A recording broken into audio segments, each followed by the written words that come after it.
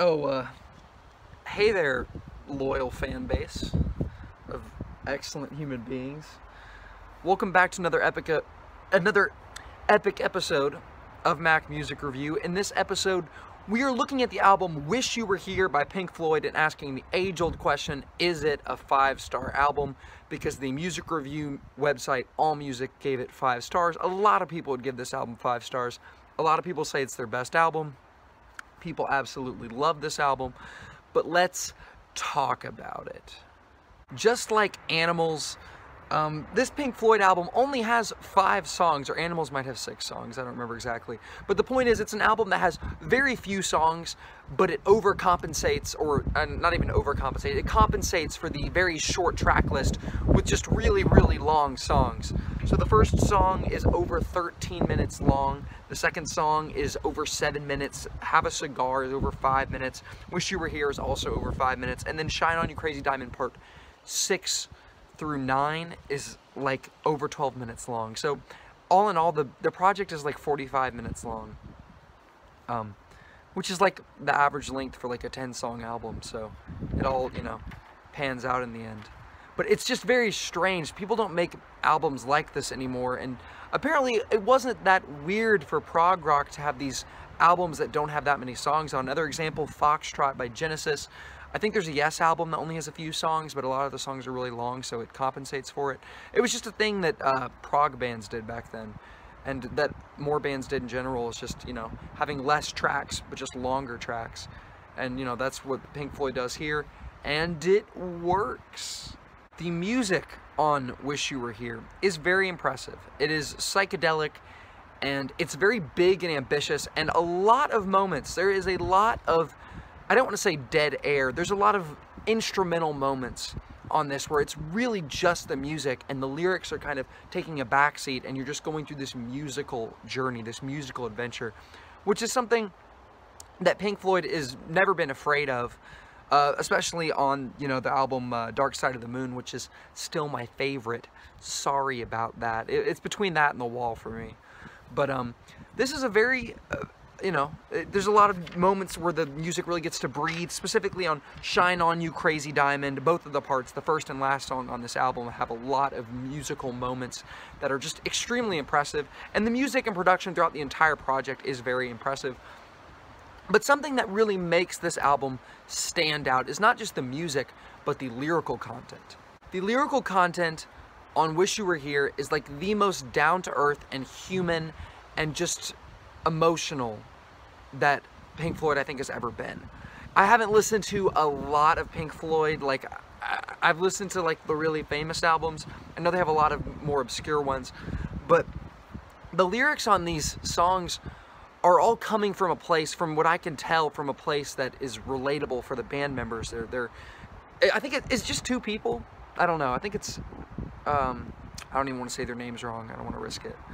But the lyrics, especially on songs like Wish You Were Here and Have a Cigar, are about them singing about themselves as a band, singing about themselves as people, singing about reaching for the stars on songs like Shine On You Crazy Diamond, songs about giving into the system, which is something they talk about a lot on The Wall, like, you know, revolt against the system, but they kind of talk about that on Welcome to the Machine, a more dark and a little bit more industrial track, I would say, even a little bit some dark, scary, spooky vibes. But the lyrical content on this album is very arresting, it's very ear-grabbing and interesting, even though lyrically there's not as many lyrics on this as some of their other projects, because there's a lot of moments where it's just music, and of course there's only 5 tracks.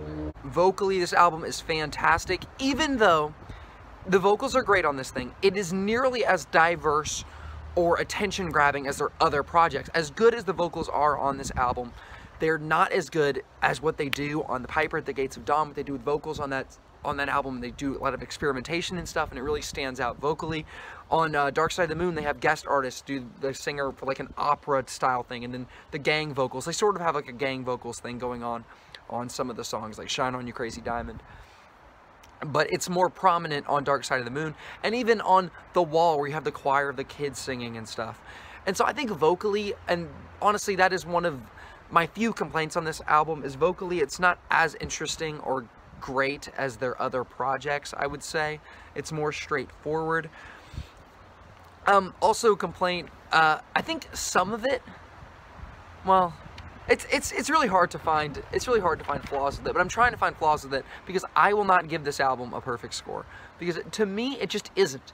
It's just not there. It's hard to say why I can't give it that 5-star rating, but there's just something keeping me back. It's not just the vocals. I don't know, man. Maybe because all the individual songs are great. Maybe Welcome to the Machine isn't as great. And that's what I'll say. Welcome to the Machine isn't as great as everything else on here. And you know, when 1/5 of your track list isn't amazing, then you know. But both of the Shine On You Crazy Diamonds are amazing. Have a Cigar is amazing. Wish You're Here is amazing. Even Welcome to the Machine is a really, really great song, even though I'll say it's not as good as the others. And yeah, I'm going to give it a 4.5-star rating out of 5. It is a really, really amazing album. That's all I got for you guys today. What is your favorite Pink Floyd song? What is your favorite Pink Floyd album? I know this is a bit of a hot take to not say that this is the best one, but it's not, in my opinion. I actually, I think I like it more than Piper at the Gates of Dawn, but that's a really, really tough call because I'd give these albums the same score. I think this is more cohesive. I think this is more ambitious than Piper at the Gates of Dawn, but Piper at the Gates of Dawn is just such a unique record in its own way. It's so special. It's so special in the context in the world and genre of psychedelic music. It's such an important record for that genre, and probably the most important record for that genre, honestly. It's a very impressive debut. I don't know. And the musicianship on that and the lyrical content is so out of this world. They're just really, you can't compare. It's like apples and oranges. These albums are not at all the same in any way, shape, or form, other than they're both by the same artist or whatever. So I couldn't tell you which is better between this and Piper at the Gates of Dawn. But I do like Dark Side of the Moon the best. I'll link that review in the description. Y'all have a great rest of your day.